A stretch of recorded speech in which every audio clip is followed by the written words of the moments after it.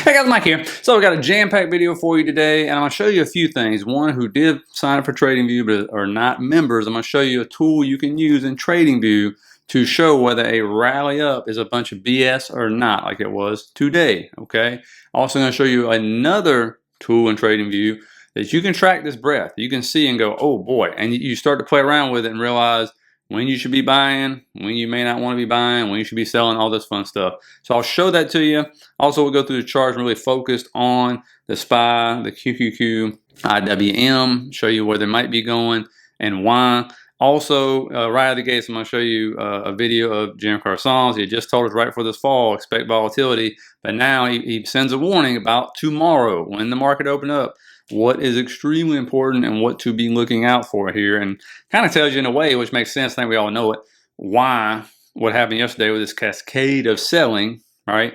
He'll kind of explain that a little bit as well. So I'll let you listen to that right out of the gates, and then of course we'll talk about our friend, the 10-year yield, which once again goes crazy. Yesterday was one of those days where the equity markets went wild. Now, so did interest rates, but when we spoke, you had a good explanation that I think viewers would be quite interested in. It's a perfect storm. Not only are you getting the inflation and the catalyst, but it's important that it's DES-OPEX. It's the biggest option expiration. And we have a Greek tragedy here. Beta, theta. Okay, go on. Options expiration is the biggest one. These leaps have been on the board for years. Ton of open interest on the put side. So what happens when all of a sudden you get a big catalyst, you start moving, all of a sudden people need to cover risk. And that was a lot faster than people expected. A lot of short covering, on these options. So they were basically selling futures to neutralize some of the exposure they had on the option side. There was a lot of put selling dimes, 20s that went up to $5 on that move. When that happens, that creates a margin call issue. So people have to cover that risk. That expires tomorrow morning. So a lot of that relief is what you're seeing here in terms of the push up as those things are coming down. But until that comes off the boards, you have this volatility pressure. So they see that opening price and then we're pretty much done tomorrow. That's right. But the big catalyst is still there. So don't think this is necessarily over. The structured flows that we've been seeing that have been supportive are fading. They're going away.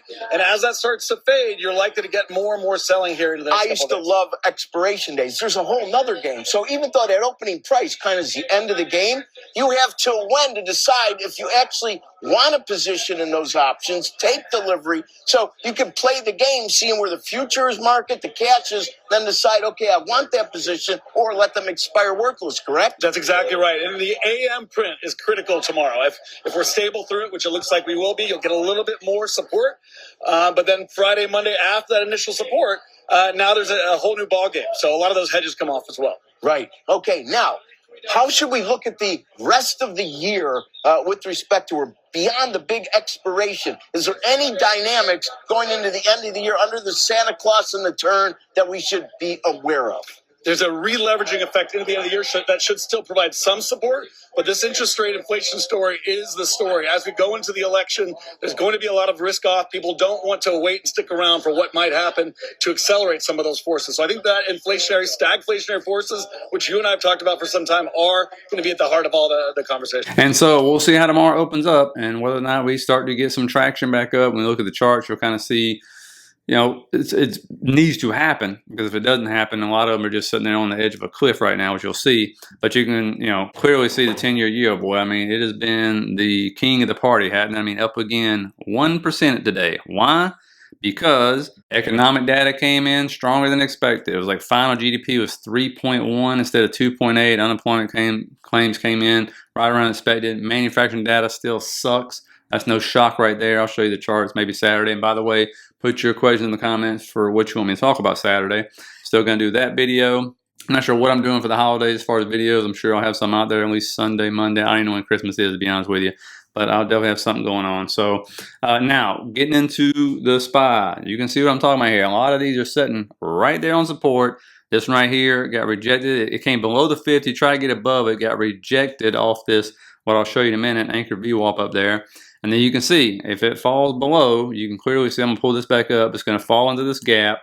And so if we end up coming down here and breaking like 582.64, I mean, that definitely fills that gap. I think that's what's going to happen. The gap's going to fill for sure. We'll have to see what happens from there. You have to take it one level at a time. Okay, that's just the way it is. but breaking that level, it would not be a good thing. Let's just put it that way for sure. But when you look over here at the QQQ, you can see I'm talking about another one. Just hanging right here on trendline support, right here on this anchor VWOB from what? The election. This is when everything went absolutely crazy. And so it's sitting there right there on that kind of support. But it's not just that. Remember, I like a bunch of confluence. So what else you got? You can see right there on the VRVP, our volume range, volume profile. Clearly, we fall through this. You can see the tree limbs all the way down. You can pause it, do what you want to do, look at the numbers. But it definitely opens us up to go down to 508, then 500. So, you know, when we pull up the moving average on this one, where's the 50 moving average set at? Right there near that tree limb and support, right? That very first tree limb. If we break this support level we are at now, and so that's a right around, looks like 505 right there, somewhere in that area. So keep that in mind. Again, not saying it's going to happen. That's what I'm saying. If like Jim said, if the flows are positive and supportive in the morning, you can see a bounce back up and it'll get to 523 quickly if obviously the market gets a nice bounce after this capitulation move. Now, when you look over here at IWM, which is a hot mess, major rejection today. This one now is below the 50, it's below the 100. You can see it right there. This needs to hold. If this does not hold, again, all of them are just sitting right here on the edge, right? I wasn't lying. If this doesn't hold, that 200 could definitely come into play. Now, me being the greedy person I am, I would love to see a bounce from the 200 because we got a huge bounce last time. It would mitigate a bunch of daily fair value gaps, all kinds of fun stuff. But again, and it's only with 3%, and it's only 3% down, so why not? Let's just get it over with and try to get a bounce off of 200, and see what happens from there. But we'll see. Again, you just see all of them just sitting at these major levels and going, "Ooh, let's see if we're getting a Santa Claus rally, or did old Jerome Powell put some coal in everybody's stocking?" And if you're looking for upside, really, you got to break that 226.70. If we can get through 226.70, all good. But that is a huge daily fair value gap. Again, it's going to be, you see the big move we had today, right? And it just gave it all back and then some. And so this one's under a lot of pressure. As I told you, 10-year has to cool off. It has at least go sideways, right?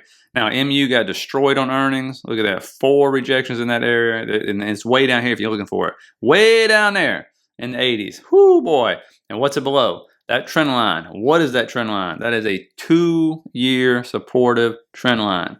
Not good. And you can see when it came back up, it tried to get above it, and it got slapped down, got rejected. So that is not good. So that will be resistance. When you pull up the volume range, volume profile, though, you can see, you're like, okay, you got some support here. Okay, you got some support in this area. It can still continue to come lower for sure, but you do have some support. So you see why it bounced right there. And so if it can get back above that trend line, especially gets in this volume gap like over here, above like, let me change this right here. I don't know why I got this on percentage right here. Let's go to regular. Right here around 97.04, right? If you get above 97.04, you're cooking with some Crisco, but you got to repair the damage here. A lot of damage going on here. And it's not just MU. There's a lot of semiconductors right now under a lot of stress. NVDA keeps peeking its head above the neckline of the head and shoulders, but it cannot close above the neckline. It keeps closing right below it. Okay, you can see it. And you can see where it keeps bouncing. It keeps bouncing right there, where it's got support, right? And it keeps bouncing. But again, if it loses 126.83, we're going to 124.07 pretty fast, right? And then we lose that, we're going to 120, 121, somewhere in there, where you get support. And I guarantee you, I know people that are going to be buying all the way down. There's no doubt about it. I know people are buying now. And so they're willing to dollar cost average all the way down, which, it makes sense. It is NVIDIA. It's not like it's some of these high flying, what's those stocks? Some quantum stocks that went down like 50% today. Not one of those. AVGO, this is another one. You can see what I talk about, sitting on a cliff, right? Look where that thing's at. If it falls through that, there is nothing there. There is zero support because the earnings put us to all-time highs. So you got nothing supporting you going all the way down. So this thing could absolutely, man, that would be horrendous, wouldn't it? But, if we get a bounce, what do you see on the right side? You see another volume gap, which means if it can get above and get in that volume gap, it will move back up quickly. That does not mean it's going to all-time highs, but what you have set is a higher low, which is what you need, and then you try to work on the higher high. Again, a lot of damaged charts right here. This sector is just under a lot of pressure, okay? So it could go up to 236 if it gets in that volume gap, and then all of a sudden you're like, okay, rejection, maybe come back down, but that's what we're going to have to see. Let's put in the higher low first and not get in that gap. That's what you're hoping that does not happen if you own AVGO. Now, it wasn't like the market was all red today. It may have felt like that. But look at this. Jets, the airlines, the cruise stocks, utilities, software, financials, even big tech. The Max 7 was holding up the market for a while there. And cyber, they were all green. But look at cruise, and you would think like if there's going to be high inflation and we're under pressure and all that stuff, it'll be good. But the truth is, I think what happened was economic data looked so good, they said cruise lines and airlines still good. Now, this is the tool I want to show you about. I want to talk to you about real quick in TradingView. Now, this is the tool I want to talk to you about in TradingView, one of the two. It's called an anchor VWOB. It's to the left over there. Always try to anchor it to something like a year-to-date anchor VWOB, the low of the year, and also big events like an FOMC massacre. Okay, you go right there, you click it, you click on the candle, it'll anchor itself to that. Now, why do I say that? Because look what happened today. Boom! Rejection, slapping down like it stole something. Got rejected multiple times, never could get above it. And you'll see this everywhere. IWM, bam, slap down like it stole something. And then, of course, I put multiple anchor VWAPs throughout the day when I'm trading. But that right there will be the 4 a.m. candle on IWM. Also do the 6 p.m. on the futures. And you can see how it just kept coming up to it, get rejected all day long. All right, but major events, when you see a major sell-off or even a major move up, like what? The election in November 5th. Put that on there. Okay, again, above good, below bad. Very simple. Now, breath. Look at this one. Holy moly. S&P 500 stocks above their 50-day moving average. 18%. 18%. And you can see we've been down here before. And we can keep going lower. I mean, the number can get lower. Now, how do you know? How do you want to verify this is actually true? If you just look at RSP, the equal weighted ETF, okay? So you got 502 stocks, I believe, on this thing. They're basically almost perfectly equally weighted. And you can see it's been massacred. Look at all those red candles. Woo! All right. And what is it in? Sitting there on support again. It fell right through this gap. When you get in those volume gaps, they fall fast, but it's another one. It's on support. If it falls here, bam, going down, you can see another gap right there where it's going to fall right down to, and you can see on the chart as well there's a gap there, right? You see that right there? That's where it's going to fill. I don't think it's going to take very long to get there. And so that will put us on our breath down even lower, as you can see. That will take it down to like 172 somewhere in there.